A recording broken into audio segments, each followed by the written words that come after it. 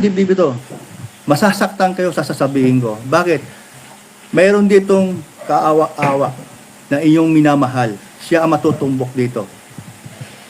Ayaw sana namin itong gawin, kaso lang, Dito kasi sa sinabi ni Kuya Brooks ay marami ang masasaktan dito.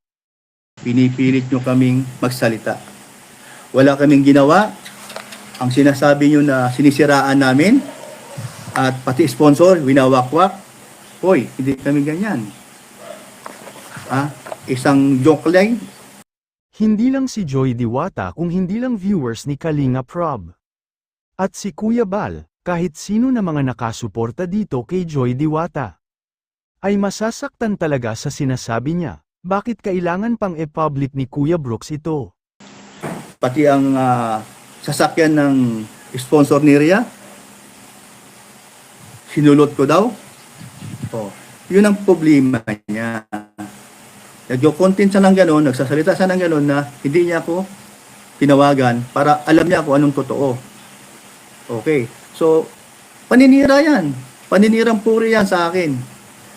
Yung sasakyan niyan, hindi kami may gusto na ba't napunta sa Team Brooks. Itanong mo kay GP, GP kung nandiyan ka, ikaw ang nag-chat sa sponsor mo, kay Ate Itel, na kunin na ang sasakyan, ikaw ang naghamon. Ayoko sana magsalita dahil wala tayong problema. Wala tayong problema. Isipin mo yan. Wala akong problema sa'yo. At wala ka rin problema sa akin. Pero bakit merong ganong senaryo na kinontent ako ni Bakla? Na hindi man niya alam ang totoo. Gumagawa siya ng kwento. Papasabugin daw niya ang kwento. O ito na, sasabihin ko na sa'yo.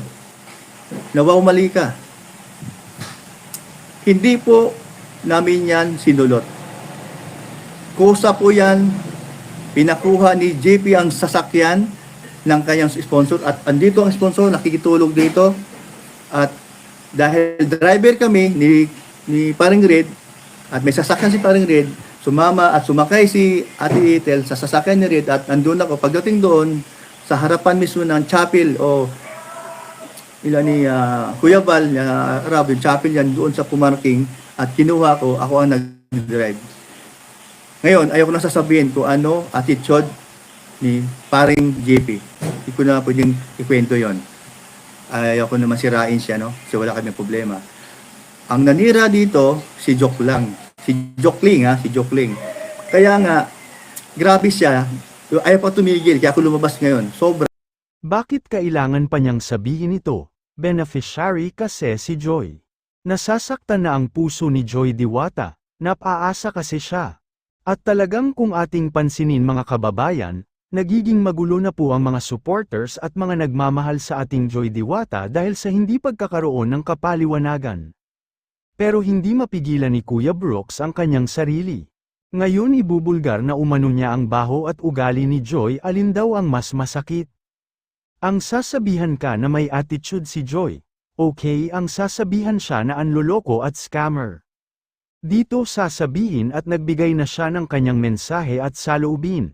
Dahil na siguro sa mga sama ng loob, sa mga nakaraan, kung ating papansinin ay si Kuya Brooks ay nanahimik lamang, kung anuman ang mga sinasabi ng mga reactors laban sa kanya. Hindi lang talaga maintindihan ng iba na nagkakaganito si Kuya Brooks dahil sa kasi, sa napuno at naging masama na ang kanyang loob. Dahil sa mga issue laban sa kanyang anak at sa mga supporters ni Joy Diwata.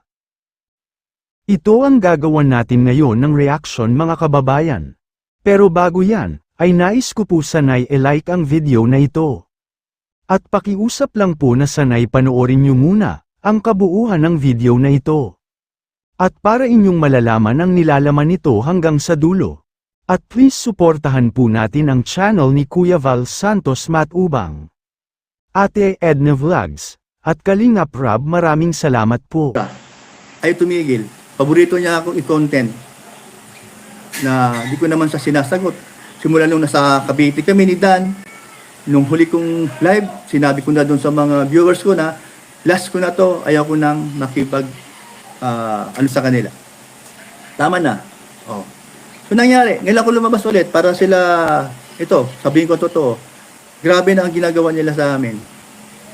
Si Kuya Bal, mabait lang talaga.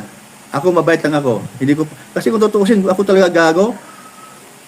Pwede naman eh. Na itong mga balahura, ng mga reactor, kuno.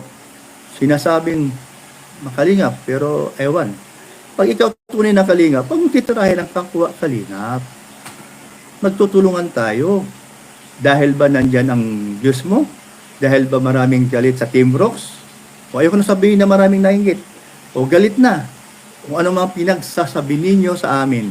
Lahat na ng kahiyan sa social media, narinig na namin sa inyo. Grabe kayo. Grabe kayo, ha? Di namin maatim ngayon.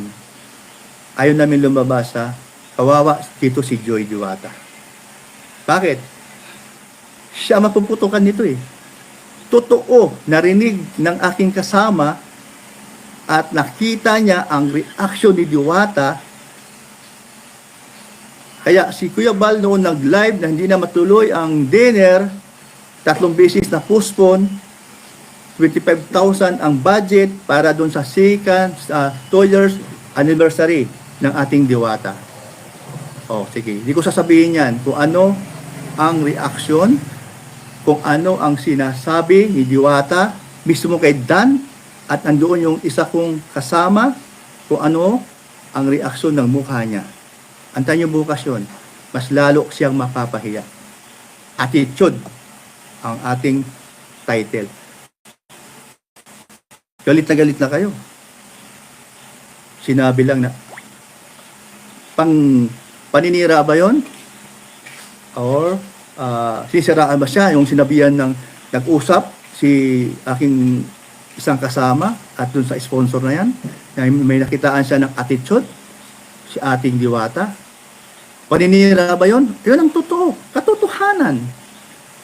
O, 3 beses pinospon ng ating bida na si Diwata na may nagmalasakit sa kanya na nagmamahal sa kanyang sponsor na 25,000 dinner kasama si Kuya Bal. Naimbitahan siya ni Kuya Bal at ang Team Brooks. No. Attitude. Yun lang. Walang masama doon. Lahat tayo, meron tayong ganong ugali. Ngayon, ang sasabihin ko sa inyo, mas malupit ito. Magulat ka kung anong klaseng attitude ang meron siya. Isang sasakyan, isang van, nagsama-sama sila. Yung buong araw niyan na magkasama sila, nangyari lahat yun. Nangyari lahat yun kung anong pinakita niyang attitude ng ating kasama. At mismo si Kalingap Dan, no? Si Kalingap Dan, napakabait lang. Ayaw nga itong ilabas eh. Ako mismo, pigil ako, matagal ko nang sabihin to, kaya pawag. Kaso lang, ito si Jokling, ito bagong kanyang upload, nag-init ng aking ulo. Hindi ako high blood. Ayaw tigilan eh. Ayaw akong tigilan. Napakaswerte mo, Jokling. Nagtataka naman ako, ba't napunta sa'yo si Ria Aquino? Okay, sabihin natin, ako presidente ng Kalingap Watcher, no? Andun na tayo. Samantalang, pwede ko nga sana siyang mamembro ng Team Brooks. Hindi ko ginawa dahil nirespeto ko si Andy Kayakap. Pero ikaw, di mo nirespeto si Andy Kayakap. Diba? Wala na ako doon, labas na ako doon. Wala na akong pakialam doon. Pero, nung house blessing sa bahay ni Tatay Santos, andun si Kuya Bal, binanggit ko yan, itong si Rhea, na magiging membro ng Kalingap. Ang dami-dami niyang nagplano na kausapin si Kuya Bal bago sa mapunta sa Kalingap, pero walang gumawa. O, ako ang nagbanggit kay Kuya Bal. Kaya napunta ngayon sa Kalingap. Okay yun. O, sabi nga, private lang kanyang upload, hindi naman charity, o diba? Pero, dahil gusto niyang kumita, naintindihan natin yan dahil may pamilya siya. Okay yun. Pero tika lang, bakit bigla kang nagkagaganyan na Ria Aquino? Sayang. Magaling ka pa naman. Kayo mga kababayan, sana ay magbigay kayo ng inyong komento, reaction at suhestyon para ating malaman ang inyong damdamin at saloobin at may parating sa Kalingap Team, at mabigyan ng aksyon ang ganitong sitwasyon. Pero bago ko tapusin ay isang mapagpalang araw mga kababayan, lalo na sa ating ama na si Kuya Val Santos Matubang, Ate Edna Vlogs at Kalingap Rab. Maraming salamat po.